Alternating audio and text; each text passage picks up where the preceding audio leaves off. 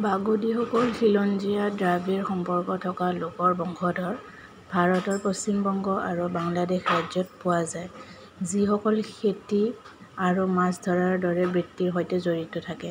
তেওঁলোক ডোলে জাতিৰ সৈতে জড়িত।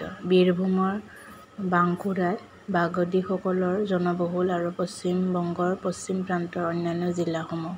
বাগদীসকলৰ লগতে ডোলেই পশ্চিম বংগৰ আটাইতকৈ সংখ্যক অনুসূচিত জাতি প্ৰতিনিধিত্ব কৰে।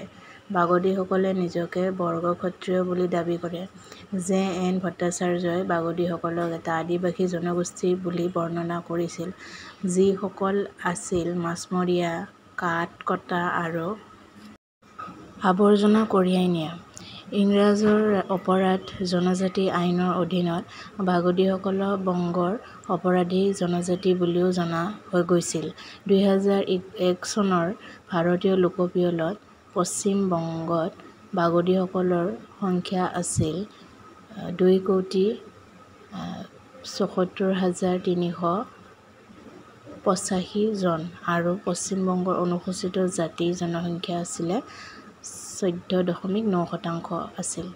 বাগদীসকলৰ 47.7% সাক্ষৰ আছিল আৰু 60.4% পুৰুষ আৰু 34.8% মহিলা সাক্ষৰ আছিল।